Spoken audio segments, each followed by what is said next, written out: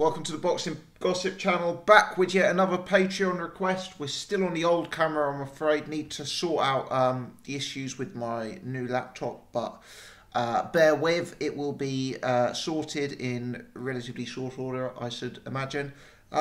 This request comes from Steve, so as always, let me start by giving Steve a thank you for his continued support on Patreon and for another request. And for me, this one was a thought-provoking one.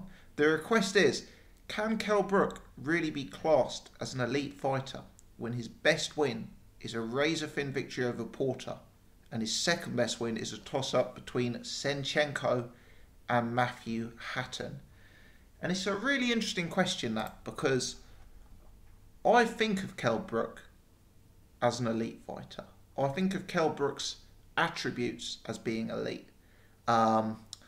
If I look him up on BoxRec currently have him as, one of the top 5 at light middleweight on their list, which kind of implies that they still believe that Kell Brook's elite. But when you look at his resume, as Steve correctly points out, it is a weaker resume. And to be honest, long-time viewers will know, when I've been judging fighters and when I've been talking about how I see fighters historically, I am someone who goes by resume. So I guess I've got to be fairly consistent. Brook's had 39 fights, and it's fair to say he probably hasn't fought, well, he has fought 2 definite elite fighters in Golovkin and Errol Spence, but both of those were stoppage losses. He probably hasn't fought and beaten an elite fighter. Sean Porter's very, very good. I'm a fan of Sean Porter. I think Porter is an underrated fighter. But the truth about Porter is, whilst Porter's very, very good, he is one of these guys who tends to come up just that little bit short at the very top of the game. So, Porter's got some good wins. He beat Devin Alexander, beat Julio Diaz, beat Paulie Malignaggi, beat Adrian Broner, beat Andre Berto, beat Adrian Granados. That sort of tells us that Porter is operating at a world-class level, potentially on the peripheries of the top 5 in his division. But both times he's kind of stepped up to fighting people who were believed as consensus top of division fighters in Kell Brook and Keith Thurman. Unfortunately, he has come up a bit short, and people see that fight very differently. I remember thinking back to that fight, and I thought Kell Brook probably did do enough to nick it. But when it went to the scorecards at the end, I really wasn't confident that Kell Brook would get the decision. For me, it was a close fight where Porter pushed the action, where Porter was probably the higher output fighter. Porter was the guy who maybe was the more come forward and forced the pace. And when it went to the judges' scorecards, I kind of felt that Sean Porter would get the decision. So that's how close I thought the fight was.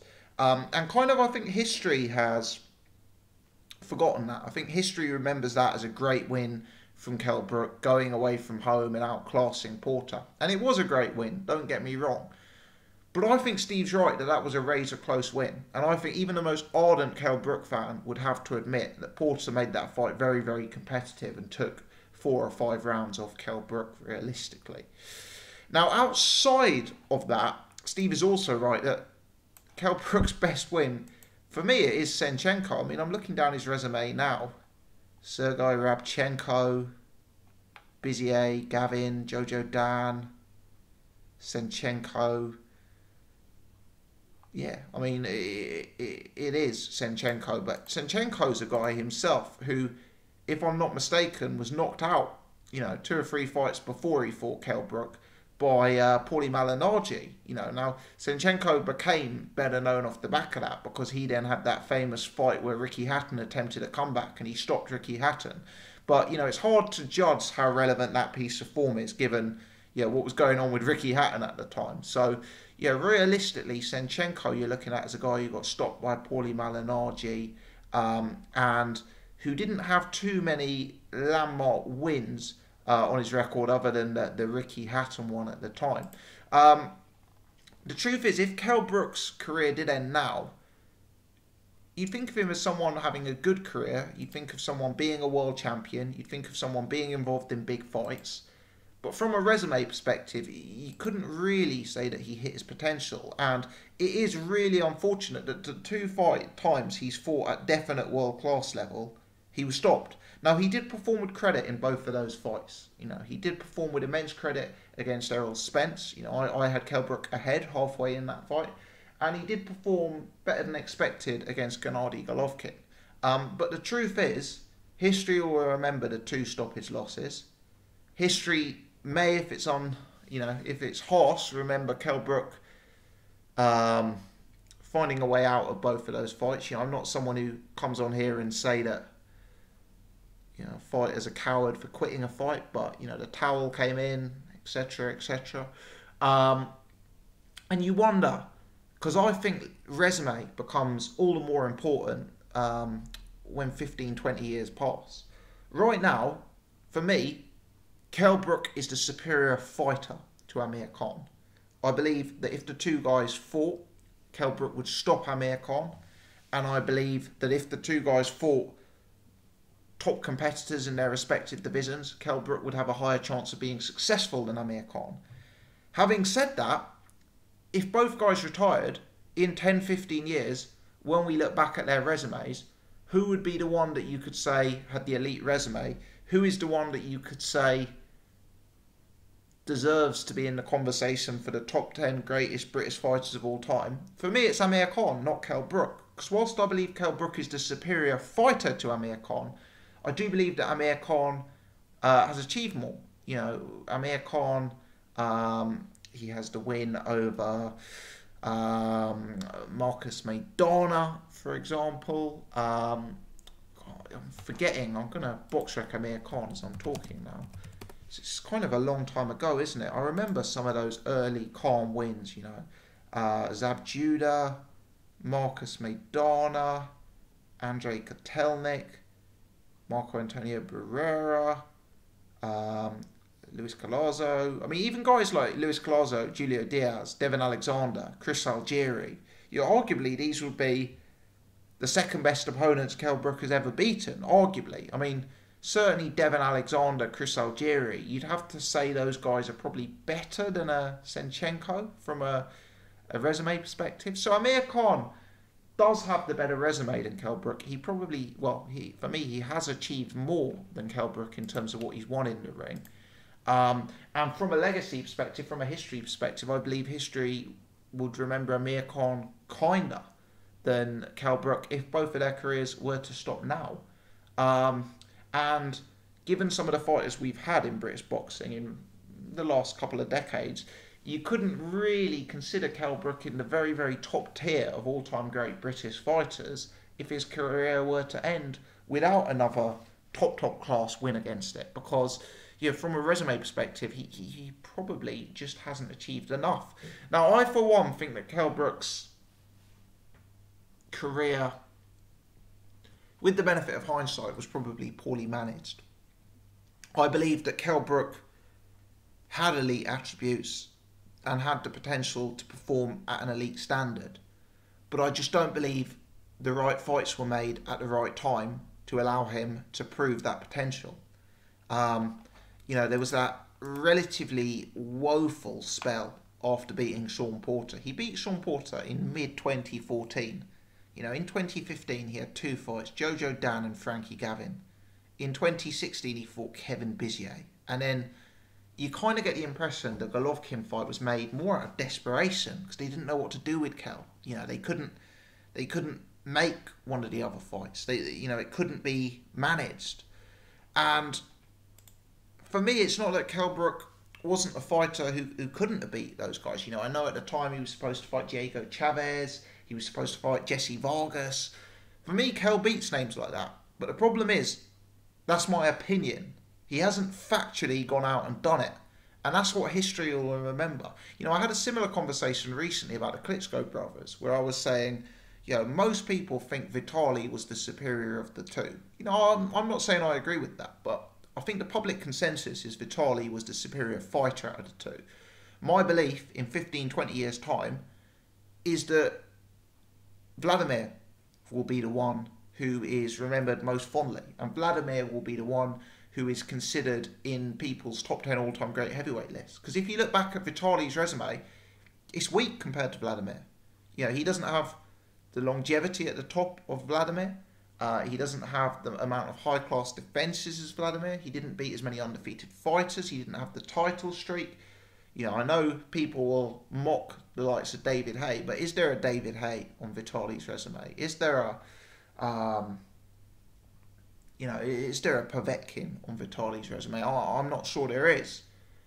You know, people mock Vladimir because of the nature of some of his losses, in the same way people maybe mock Khan because of the nature of some of his losses.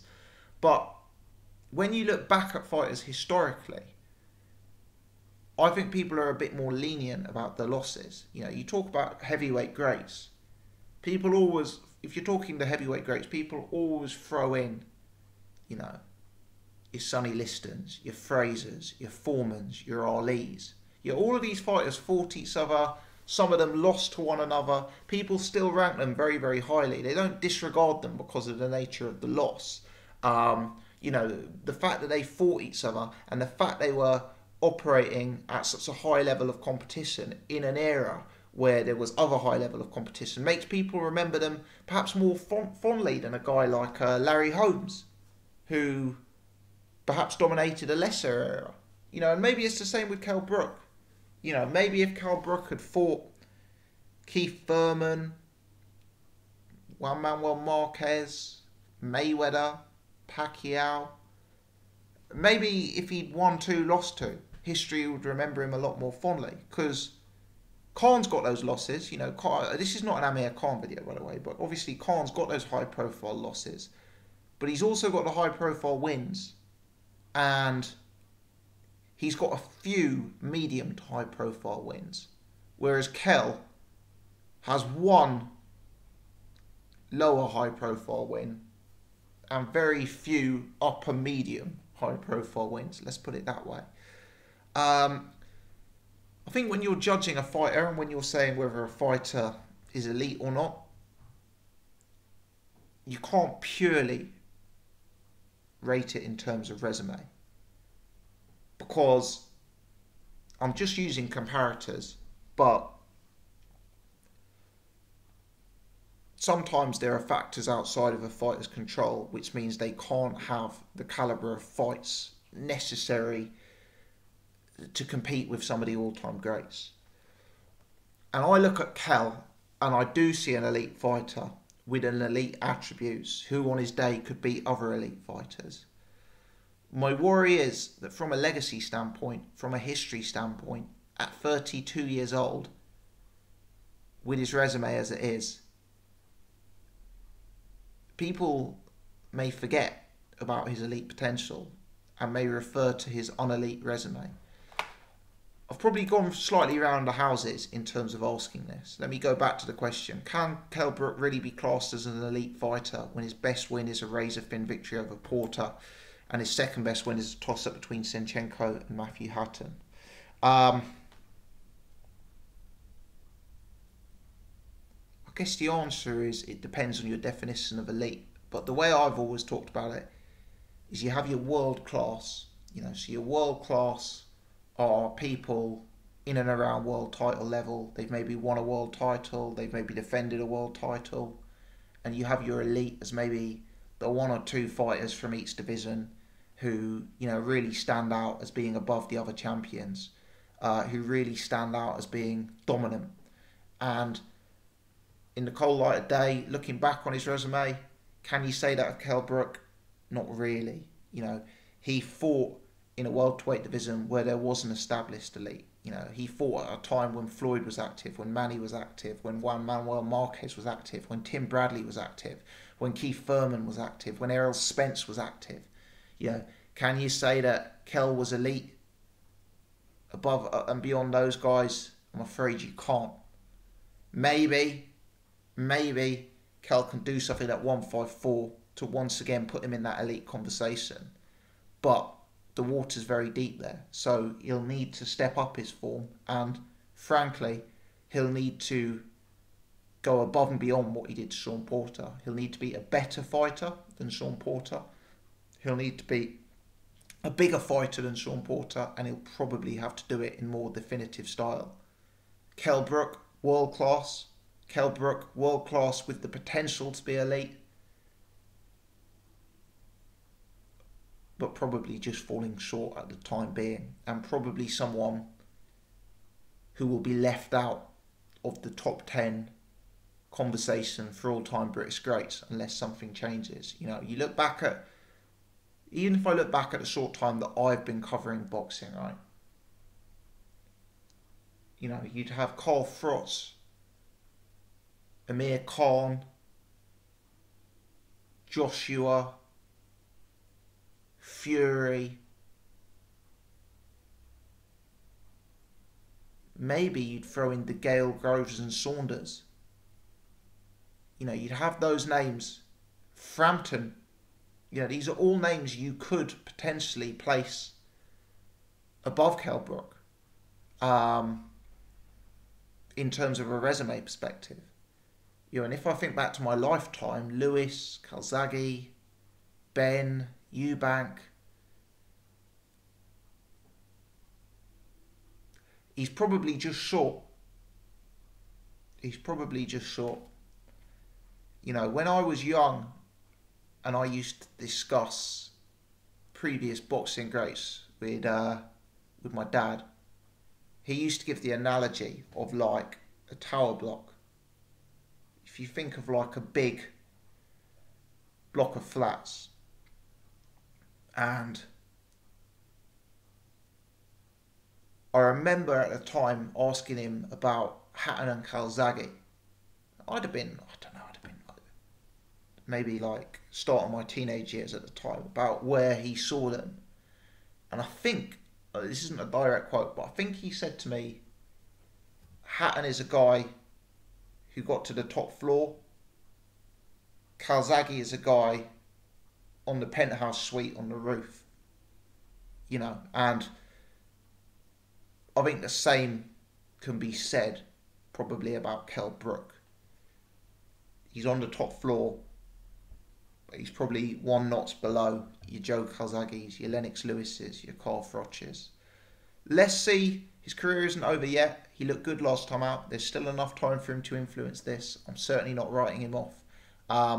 Hopefully I've answered that question. Hopefully I've done it justice. Thanks for tuning in. Let me know your thoughts in the comment section below. If you've enjoyed this video, please do take the time to hit the thumbs up. Please do subscribe. As always, many thanks for